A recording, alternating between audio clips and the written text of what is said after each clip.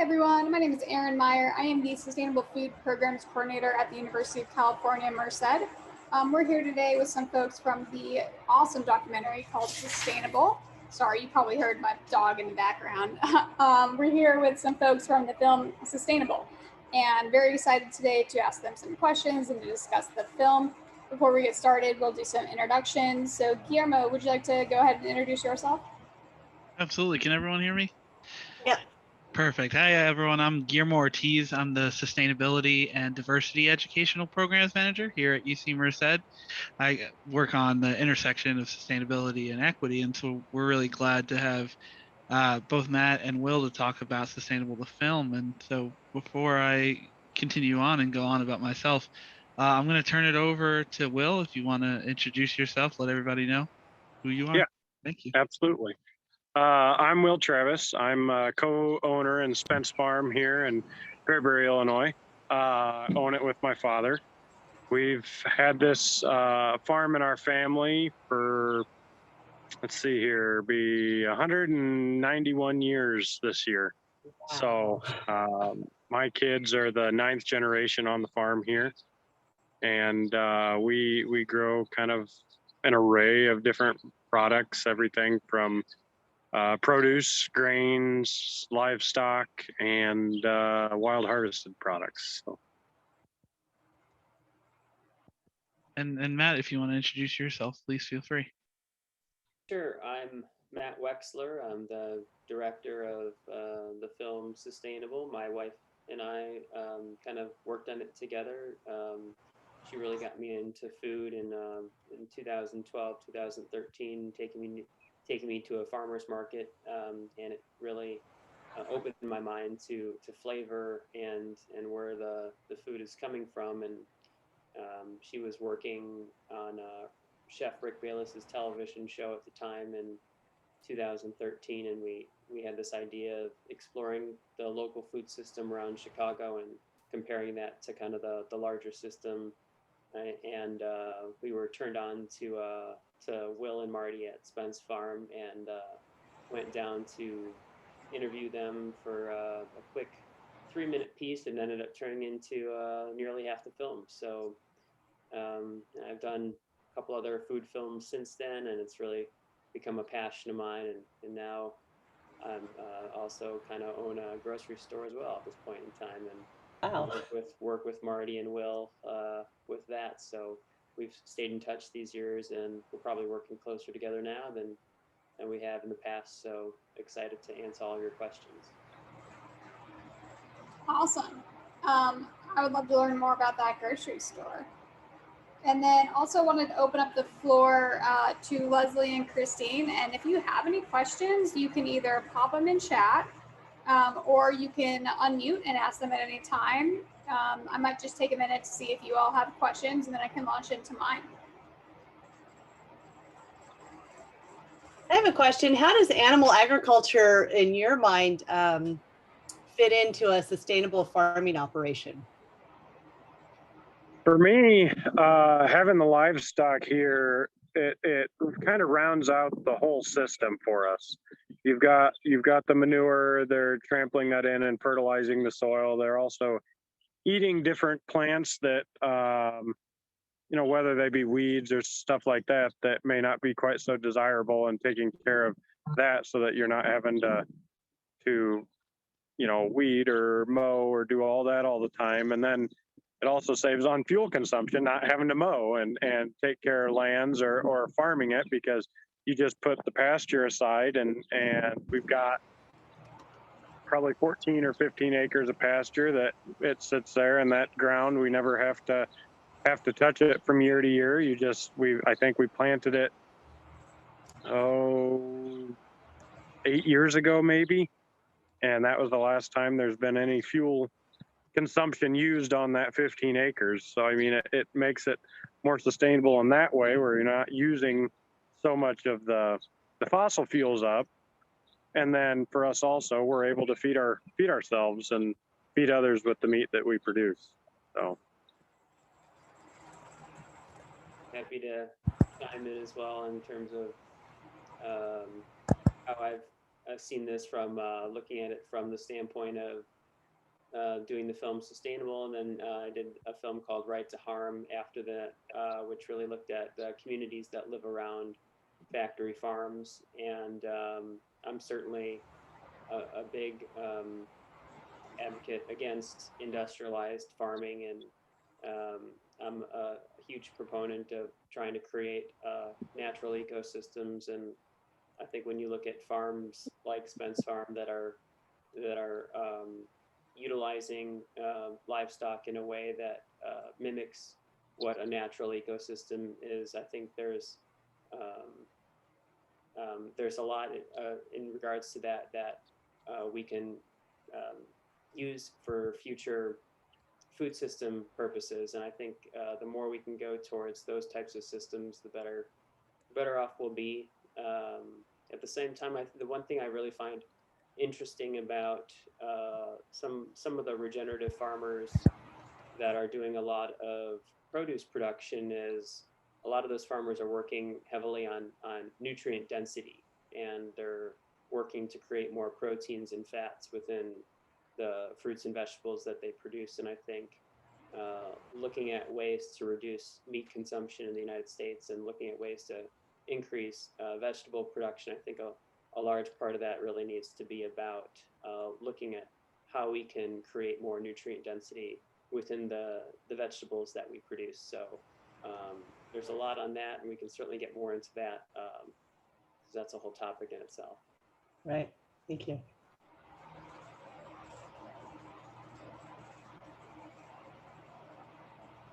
Great question.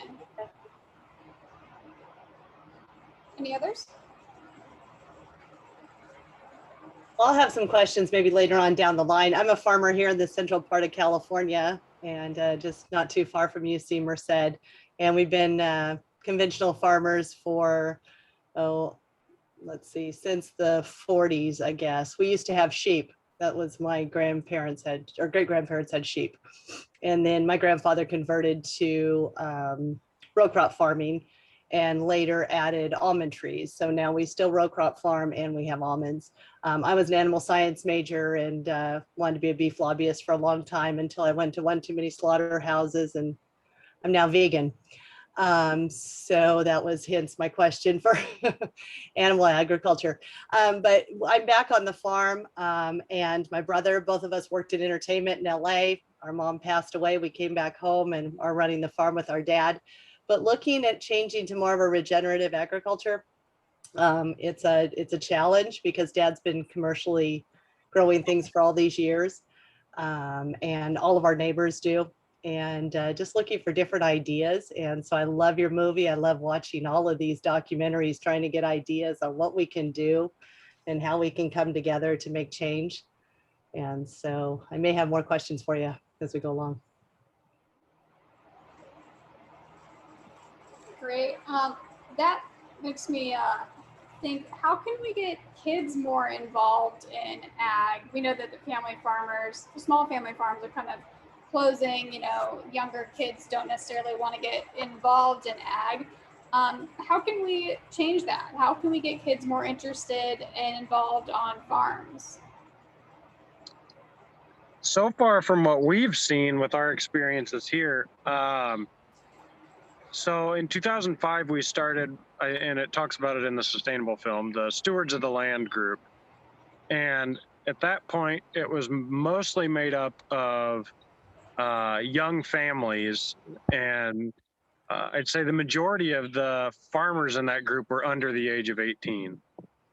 And around here, now we're in an agricultural community, it's quite popular for a lot of the kids to be able to stick on the farm, and it's getting more and more popular for them to be able to figure out how not to necessarily grow everything on a couple thousand acres. Maybe they can farm on 20 acres and make a living off of that as well. So, I think there's so much education that needs to be done. I think the stigma with agriculture is that it's just so expensive to get into, and it's impossible to be able to come up with the cash to be able to afford the equipment and the land and to do all that. But there's so many different ways to do it without having to put all that cash up front. And I mean, our first pieces of equipment that we had were a garden tractor and a walk behind Troy built tiller. I mean, that was what we started with, and you just build from there. And there's just not the education out there for people to understand that those are other options. I think there's a lot of other obstacles too when it comes to keeping younger generations on the farm. I think if you look at the number of farmers that were involved in the 1960s compared to in the 1930s compared to now, you had nearly 6 million farms contributing to the food system in the 1930s. You have less than 2 million now. And if you really look into those statistics, it's really about less than 200,000 that are producing the majority of the food in the United States. I think you have issues of communication obstacles. You don't have broadband internet necessarily in rural America. You don't have excellent school systems that are well funded. The nearest hospital when you live in rural America might be 45 minutes away to an hour away.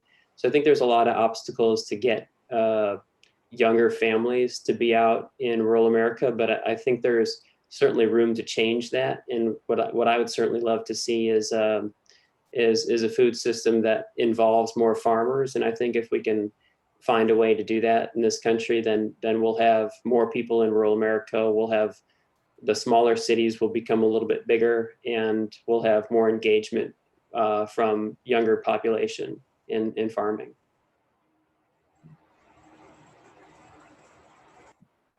Well, thank you for that. So this is a question for Will.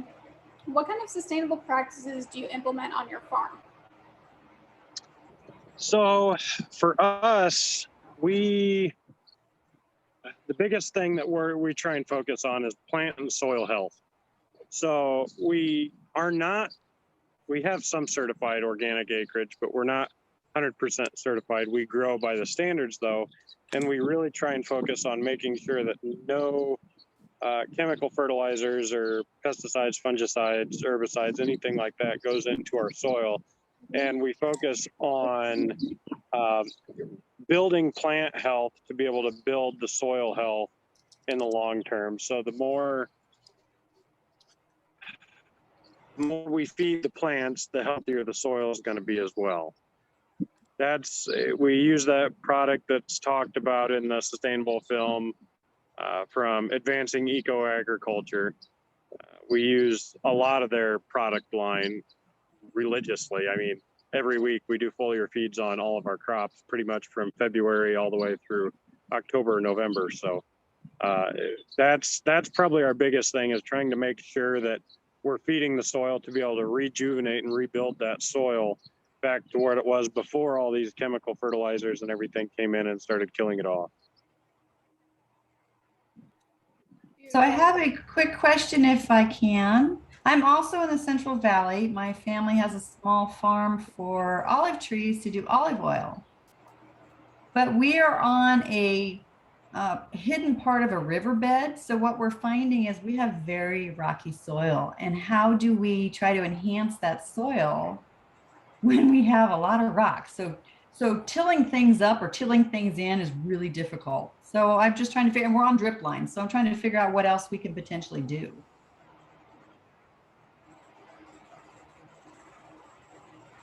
We don't have much rock around here, so I don't have a ton of experience about that. We're pretty much all black soil, which we're blessed with.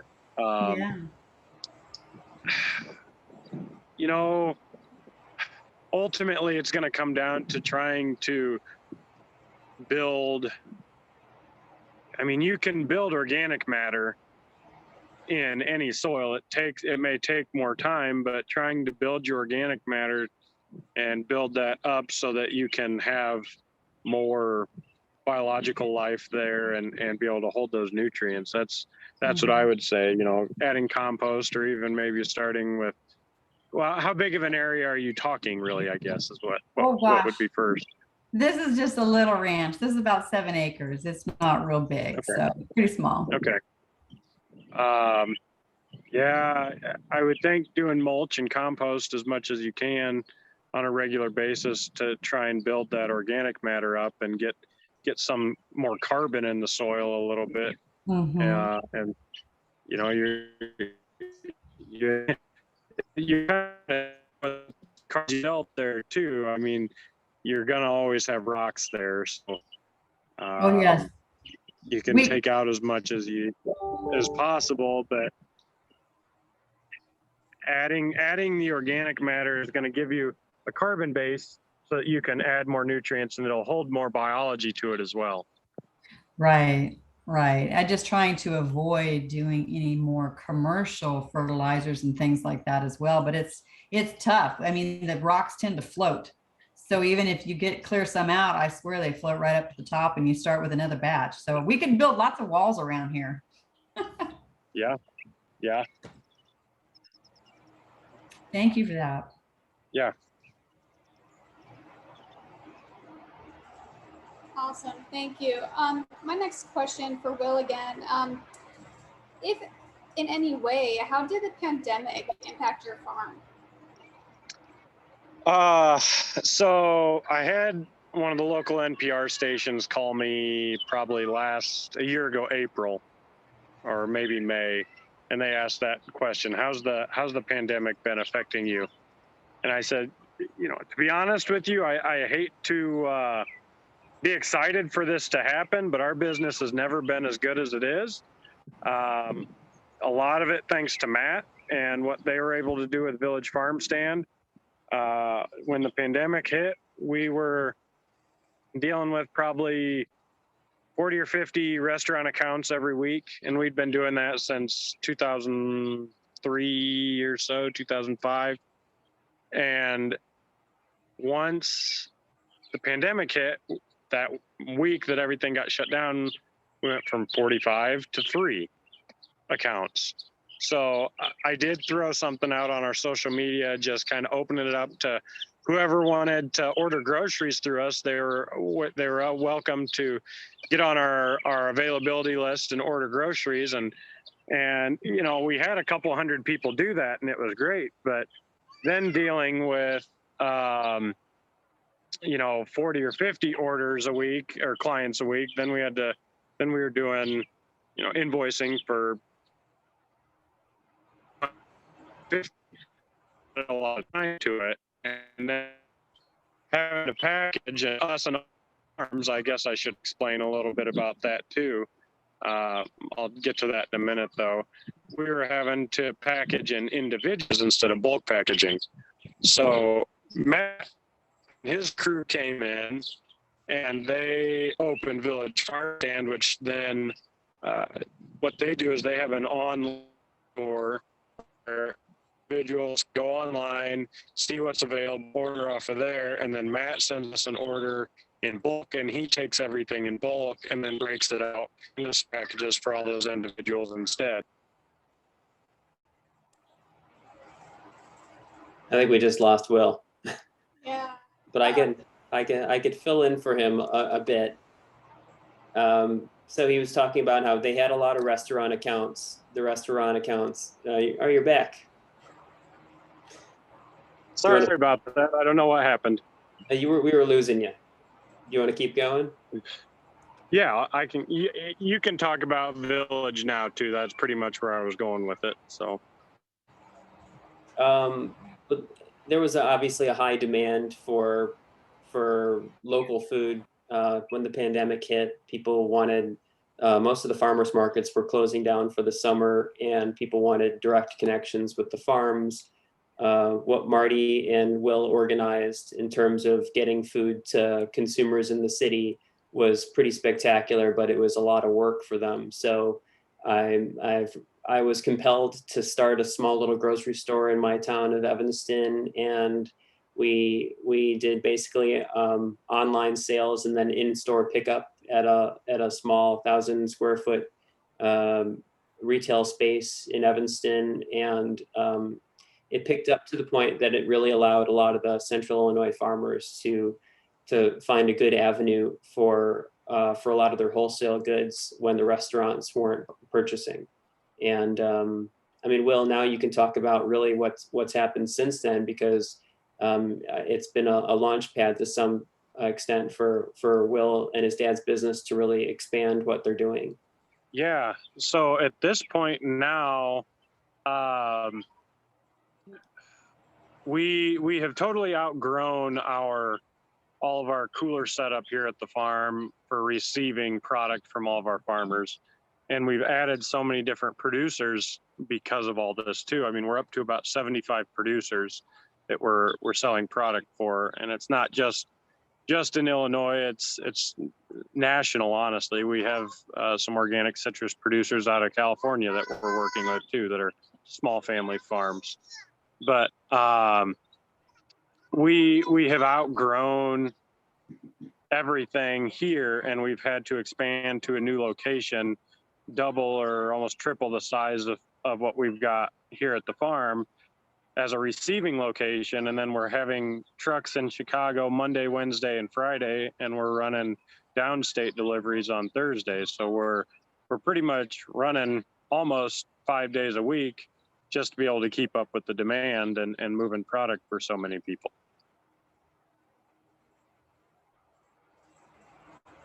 I know in California, the idea of sourcing locally is always been kind of a bigger thing. In the Midwest, it's never really been a large thing. It started to become more popular in the early 2000s, but it was still very niche.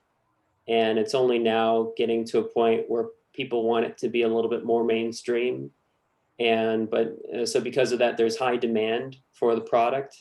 But there, at the end of the day, in terms of acreage, there isn't a lot of acreage that is dedicated to producing for the local market. So Will and Marty are constantly adding more farmers, small farms to their lists. And this is an opportunity for a lot of these farms to transition into, growing in a more sustainable way and contributing more to a local food economy.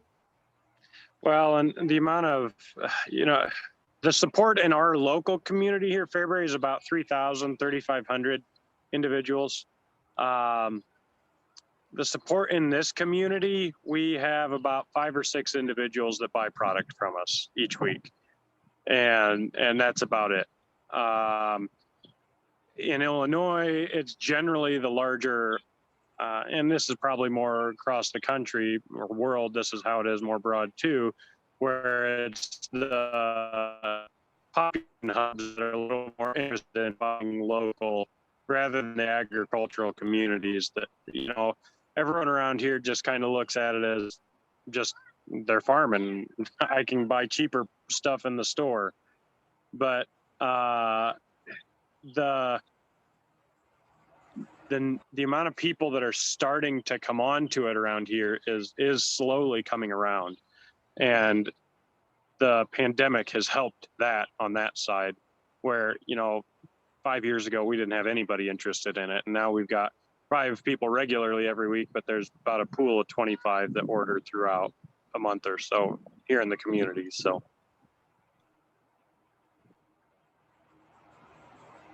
That's great to hear. Because, we've heard stories of folks having to dump potatoes or dump milk and such. So it's great that you were able to profit and thrive. I wanted to talk a little bit about climate change. In the film, it mentions that ag is the #2 culprit in climate change. And just to give some folks some background information, what are some of the reasons for this? And what kind of sustainable practices can we, or do your farm specifically, employ to mitigate this? I guess I'll start off on this one. Well, certainly the way animal agriculture is done in this country is not good for the planet. Cows are not meant to be in feedlots eating legumes and corn. It's not a natural diet for cattle, and it doesn't give them a chance to sequester any carbon, when they're in a feedlot. So you have a lot of methane emissions from that.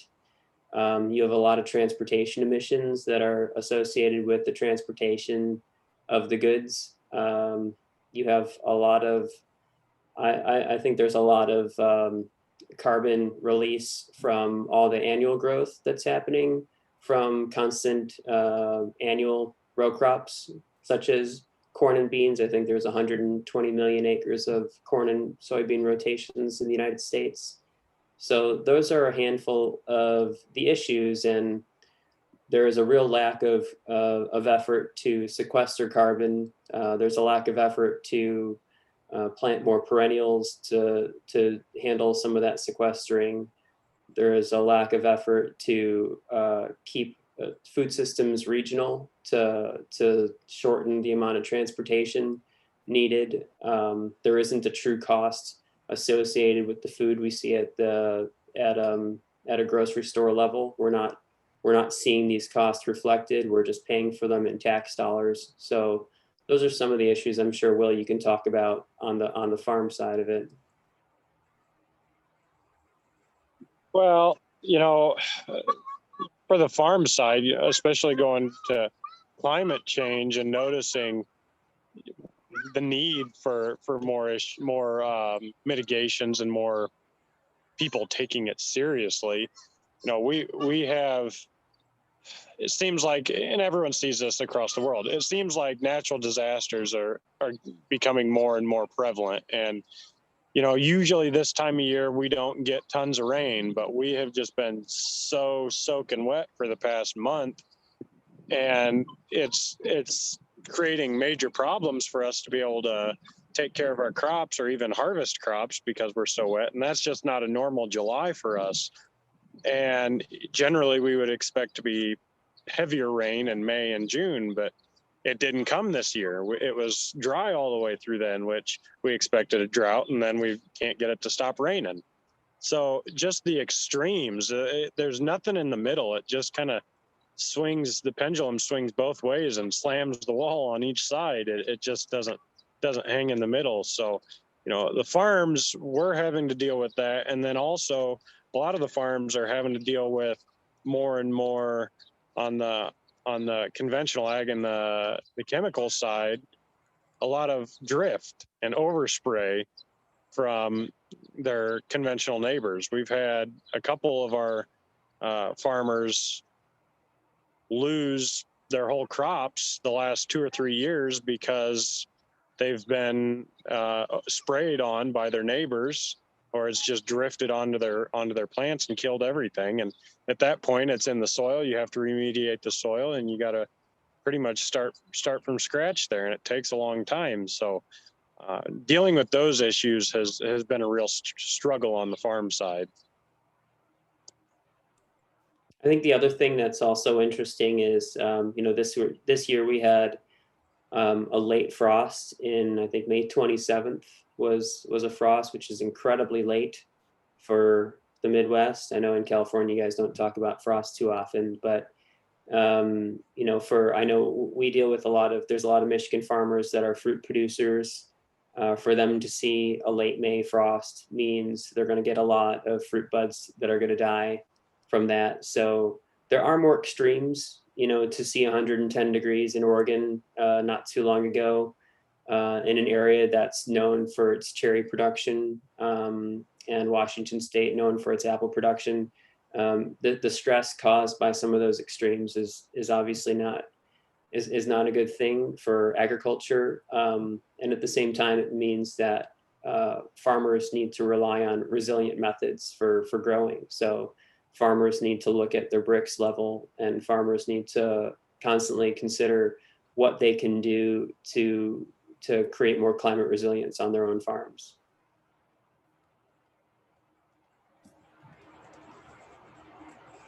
Thank you, I appreciate that. Another interesting point about climate change. So food waste contributes greatly to climate change, and a new report just came out by the World Wildlife Fund just a few days ago, actually, that suggests that farm food loss is actually much more than we expected. And previous research had indicated that food loss, which is what is called, so you have food loss and food waste. Food loss typically happens before the consumer, and food waste is mostly after the consumer, so in our homes and everything. And so this study looked at food loss, and it actually indicated that there's more that is happening that we thought. And also previous research indicated that food loss mostly happened in more developing countries as opposed to developed countries. But this new report indicates that actually a lot of the food loss that is happening is in developed countries. And so I wanted to kind of talk about that. Do you experience a lot of food loss on your farm? It sounds like you don't, because you're so profitable and have a lot of consumers. But do you experience any sort of food loss? And if so, what kind of solutions do you use to prevent that? Like, do you allow gleaners on the field to help rescue any surplus? Any thoughts on that? Yeah. I totally would agree with food loss being more of an issue in developed countries than developing, for the sole fact of you look at most of the food that you buy in grocery stores or wherever you buy it, and it's all pristine. Everything it's very similar. People aren't using what quote unquote garbage food or the seconds very often. A lot of that stuff just gets left in the field or left to rot. I mean, it doesn't really have a purpose. Generally, what we try to do, we don't have tons of food loss anymore. We used to have more issue with it, but the more we take care of the crop health with the AEA products and the foliar feeds and the biologicals, we don't have the waste because everything's available to be able to be harvested and sent to market. So us and what we're trying to get all of our farmers to that point too is where you just don't have the seconds. Everything that you have is a first and it goes. I'm just going to put on my grocery store hat for a second and just say that, there's a real major issue with the food supply chain in the United States. And I just interviewed Marion Nessel for a second time for a new film that I'm working on. And she reiterated to me the point that there's currently 4,000 calories produced a day per person in the food system that we currently have, which is twice the amount that a person needs in a daily basis. So currently our food system is geared towards creating a surplus of food. And obviously that surplus is not going to developing countries where people need it. It's staying here, and the food supply chain is meant to have large amounts of food waste. The margins that are associated with industrial grocery store operations are meant to have large amounts of food waste. Farmers do not get a lot of money on the dollar. I think that USDA average is less than 23 cents per dollar. It goes back to the farmer.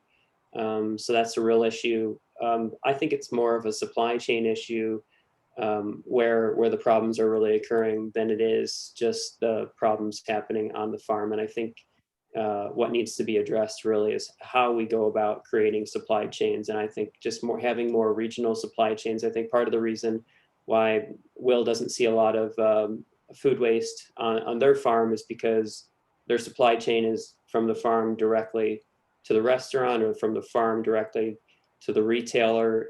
That's just there are way less links in the chain. And because there's less links in the chain, it's a lot easier to control those food waste issues.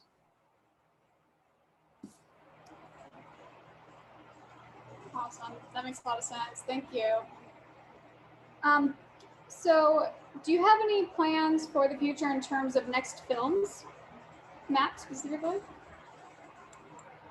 Well, I did a film called Right to Harm. It's available on Vimeo. The film's about communities that live around factory farms, and it's really meant to look at more of an environmental injustice take at what's going on with the food system and the equitable issues towards our food system in terms of how people around how it's produced and how they're affected. And I'm working on another film right now. I can't give too much information on it. It's another one that's going to involve animal agriculture, and I'm looking to hopefully make a huge impact on this film is, I'm going to say it's not a vegan film. That's all I'm going to say. And I don't have any issues with vegans, but I do think when we start to look at how we do agriculture across the country, we need to take into account that there were systems in place before humans got involved. There were 60 to 90 million ruminant animals in the Great Plains, buffalo, and all sorts of other grazing animals that did maintain an incredible ecosystem where there weren't droughts. And now, and if you look at the late 1800s, when all those buffalo were killed off and replaced with domesticated cattle, we started to see major droughts, and that was really the beginning of a highly controlled system by us humans, and one that we can completely reverse engineer if we want to. So I see the direction of agriculture continuing to go in the direction of trying to mimic natural ecosystems, and this next film will have a little bit to do with that, and hopefully it will be out in fall of next year. That's my goal. Awesome. Well, I think we're going to have to do another panel then for that one. So Will, here's a question for you. You decided to bring back maple syrup. What compelled you to make that decision, and what other foods that are indigenous in your area have you grown? So our family, when my fifth grade father settled here in 1830, the native Kickapoo Indians were still in the area, and they taught him and his family how to do maple syrup. And it had always been done by our family and our timber ever since 1830, or well, prior to that, from the natives. And family history and family heritage is really big to me. And that was just something that I took interest in and really thought was a neat opportunity to kind of make my own and take that on. To be honest with you, we don't do it very often. We haven't done it for a couple of years now just because of time. It's very time consuming, and there's not very many of us here. So it's kind of fallen back a little bit. I'm anxious for my kids to get a little bit older, so maybe they can take it on if they want. But I think it's just an important thing. It's kind of a romantic thing, looking back at the family history and everyone's done it. And it's just kind of a neat heritage thing to do. Other wild harvested stuff here, what really got us going to begin with all the restaurants was the wild ramps that are native around here. And do you guys know what wild ramps are? I'm assuming. If you don't, they're kind of taste like a mix between garlic and an onion, and they're the first green thing spring. And that was what got us off on our business to begin with. And whenever ramp season was over with, everyone would always ask, what else do you have? Well, we didn't grow anything else. That was all we did. So we tell everybody, tell us what you want and we'll grow it. So that's how it all started, was off of that. And we do some just small amounts of wild harvested stuff around here too, pawpaws and different wildflowers or plants out of the timber. But that's kind of it on the wild side.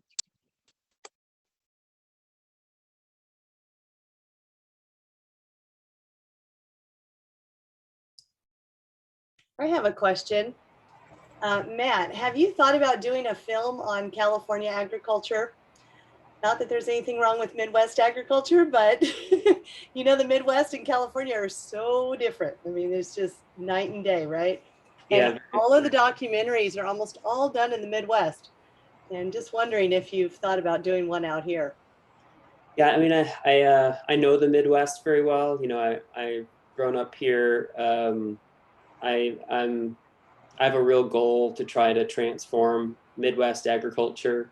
I don't have a foot in the ground in California. I definitely think there needs to be more films about it. I honestly think California needs to really consider doing as much perennial as possible and not turn any soil, get more cover on the land, not irrigate. But I don't know a ton about California, about the climate, about I know some of the general issues obviously facing California. I look at California and it makes me think of the Fertile Crescent.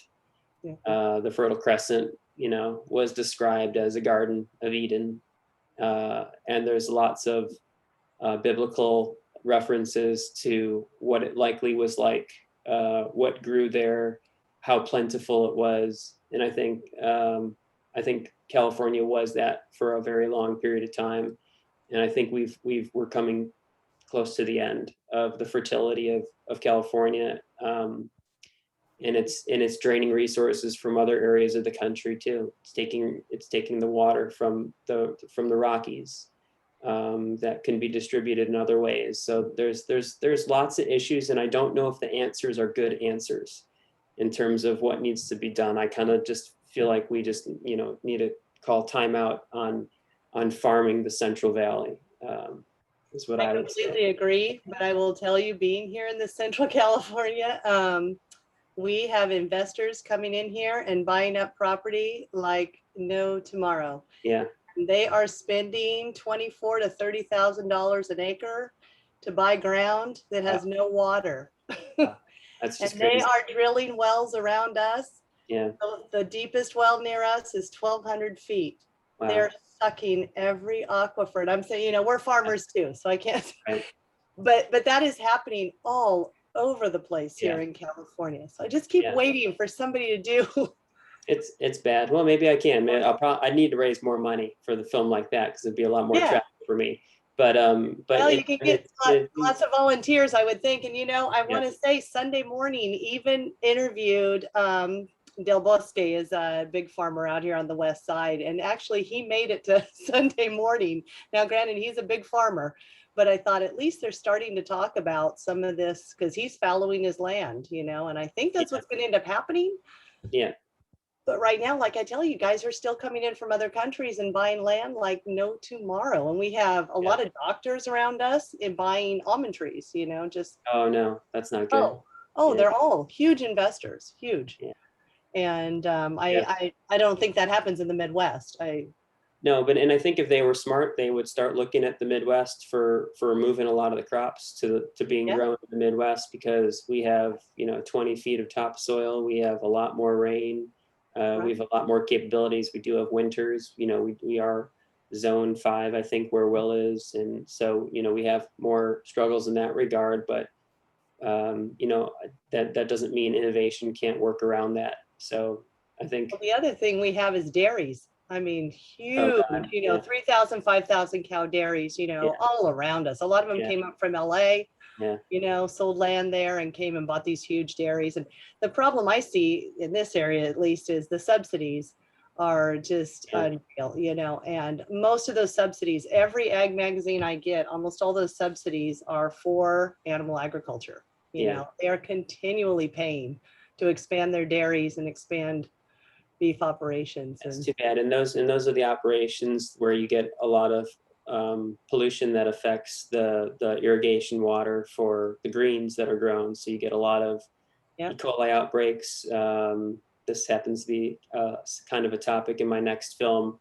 I just happened to interview the former FDA commissioner who's in charge of food safety in the 1990s when the Jack in the Box E. coli outbreak happened, and he was talking about how the biggest issue right now with E. coli is in the greens industry because it's completely unregulated, and obviously the issues with that are coming from runoff from the dairy and from the cattle operations.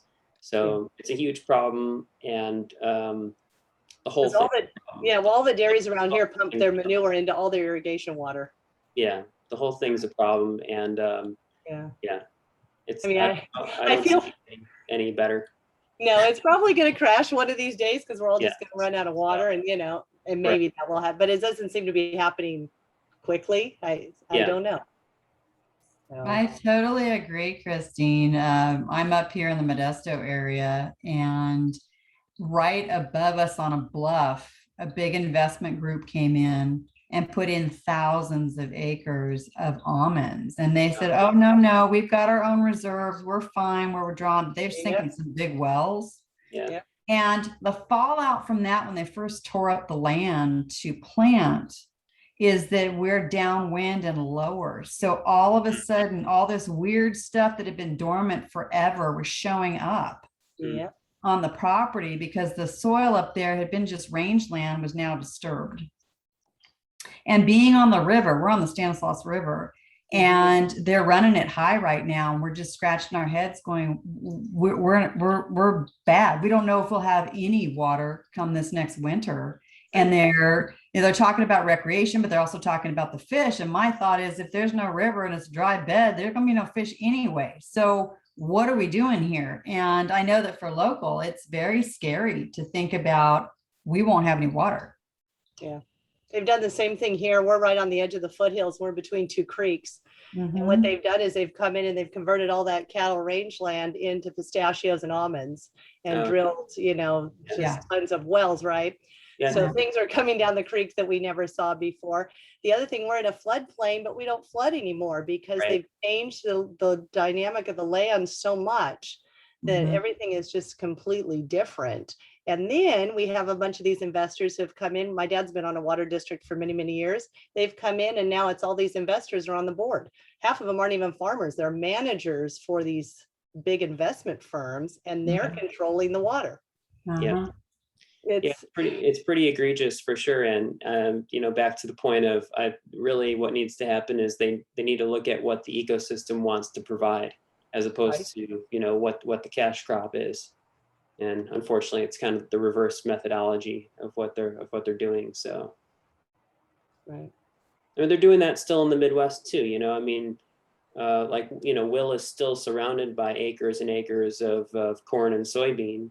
With drift happening, and those farmers are not really making any money. They're maybe making $80 an acre on their land, which mostly propped up from commodity prices and bailouts. So subsidies. Most of them will tell you that there's no way they'd ever make a living on it unless they had government or without the government subsidies.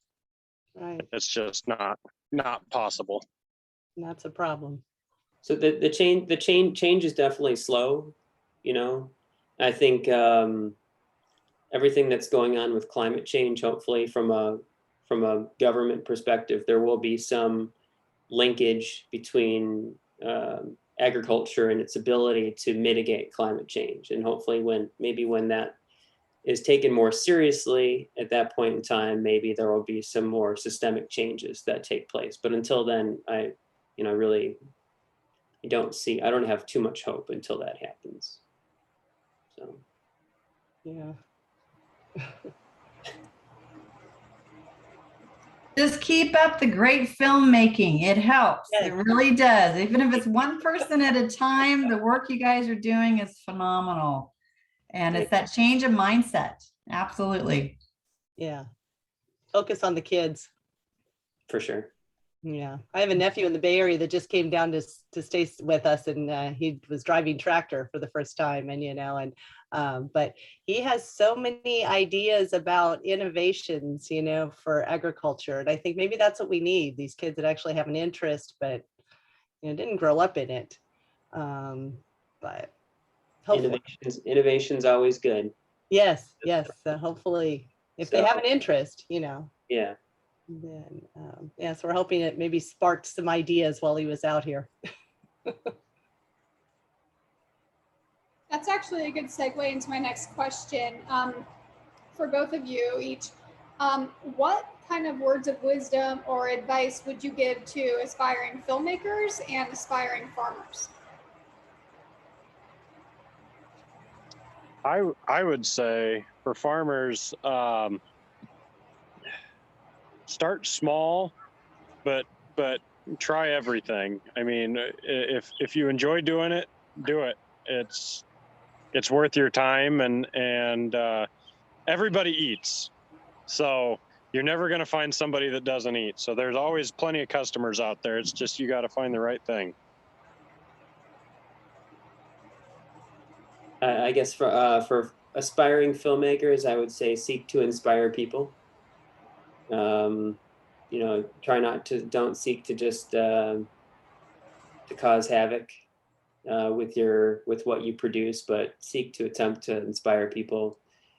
Try to keep hope alive for whatever you're passionate about. Filmmakers always run the gamut between being filmmakers or being advocates for a cause. So, but it's a slippery slope. Certainly what I wouldn't say to a filmmaker is don't expect for everyone to see your film, I guess, because that doesn't necessarily happen. But find your niche audiences and invest your time in helping to advocate for them or on their behalf, or and inspire them. Yeah. Great answer. It was inspiring. Thank you. How did your community take to the film afterwards? Were they receptive to it? Did you get any sort of community input?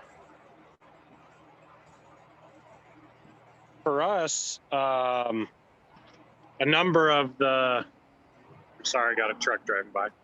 A number of the local teachers in the school district started implementing it in their curriculum, and were quite excited about it. We didn't get any negative feedback about any of it at all. There was a lot of people that thought it was really neat, and there's still people in our community finding out about it all the time, had no clue about it. So that's kind of fun. That's great to hear. Any other questions from the audience? Guillermo, do you have any off the top of your head that you want to ask? Not to call you out. No, I was really, I was going to ask a question, but it kind of got answered, which was, Will, with the farm and, farming being in your family for so long, how have you really been observing climate change over the course of your family? I mean, what are you noticing on your land as you're working it over, I think you said 190 years, is that correct? Right? So I think within your own family and your own history, you have a very good knowledge of what's been going on with your land. So I was just curious as to, you mentioned the rain, the extreme rain and the oscillations that you guys are getting in the extreme weather, but what else have you been noticing as your families kind of over the course of their time have worked the land? I would say, climate-wise, I don't have a lot of my relatives to go back and talk to about farming, because my dad didn't grow up farming. He grew up building furniture, and his mom didn't farm either. It was her dad that farmed, and he died when my dad was 13 years old.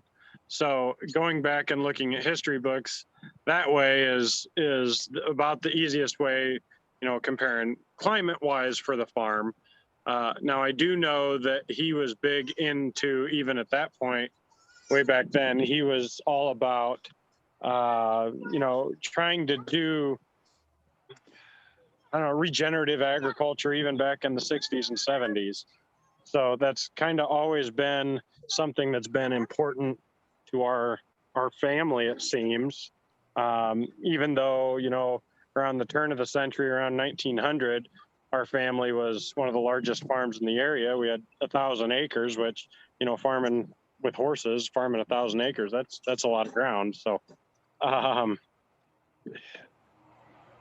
they were still always willing to be, I guess, different in a way, and not being the conventional ag type.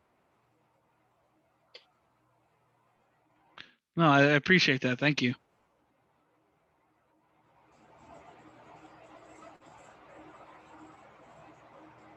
Christine or Leslie, any final questions?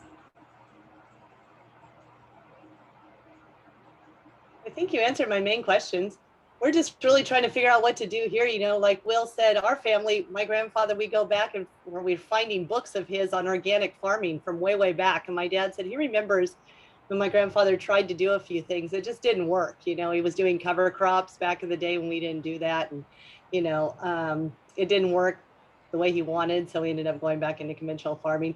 We're a little different than a lot of our neighbors. We hire our own PCA, pest control advisor. We don't go through chemical agencies, you know, so we try to spray a whole lot less, and, you know, and we're like our gardens, we do farmers markets too, and all that is organic. It's not certified, but, you know, we keep trying. We're doing through the Healthy Soils program, we're trying to add hedgerows and cover crops and, you know, do a few things. So we're kind of weirdos compared to some of the other people around us. We just keep trying to be inspirational for all those. And, you know, but like I say, when they're investors, a lot of them just don't really care. But still just looking at ways that we can change, you know, things. And yeah. Same kind of thing. My family goes back to not just farming, but my grandfathers were professors at UC Davis in agriculture. One dealt with nematology and was worldwide in his research on nematology. And then the whole family trying to, now we have family that's involved with, you know, winery and they're trying to do sustainable work as well too. And it's one foot in front of the other. It's hard sometimes though. It's hard when you're kind of the outlier also, you know, and saying we're going to try and do this a little bit different. My dad was involved with farm power. So looking at biofuels back in the day when it was really popular and teaching that at a local community college. So he was an ag instructor. And that's kind of how we've come into agriculture, is that he was an instructor and looking at these biofuels back in the 70s when there was really the energy crunch. So I have one final question. I don't want to make us go too far over time. So if you could give us one sustainable practice to take away, what would that be? I would say feed your plants and feed your soil. Take care of your soil, because if you don't have that, you don't have anything.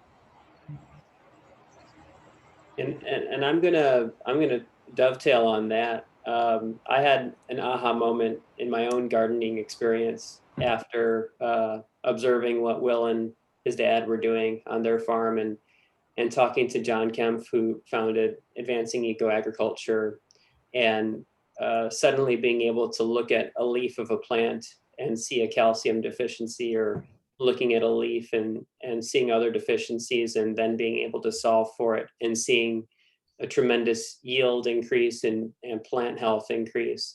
So I think there's so much we still have yet to learn about how to identify the issues that are going on with the plants we attempt to grow. And oftentimes these plants are telling us things, and all we have to do is look for the signs. And sometimes the signs are staring us right in the face. We just don't know what those signs are. So I would say dive into the plant health. And if you just want to YouTube stuff, look at the plant health pyramid by Advancing Eco Agriculture, or listen to John's talk about auxins versus cytokinins, which is the difference between plant hormones that control green growth or plant hormones that control root growth. And you might start to have aha moments of your own from some of this stuff. And for me, it's really clicked, and I've in just a couple of years seen it work on my own garden. I know it's possible for it to work on any farm, for sure. That's fantastic. Thank you both so much for answering all of our questions and taking time out of your day. I'm serious. If you want to do another panel, Matt, on your next film, I am in. That sounds really fascinating. And Leslie, Christine, thanks for joining and all your lovely questions. Guillermo, thanks to you also for being an awesome co-host. Well, thank you, Erin and Will and Matt. It was a pleasure to meet and talk with you today. I'm I'm really excited about what you're doing, and keep at it. It's really great. Thanks for your time, you guys. Absolutely. Yeah. Thank you. Feel the same way. Thank you. Have a great day, everybody. Bye. Bye. Great weekend. Okay. Bye-bye.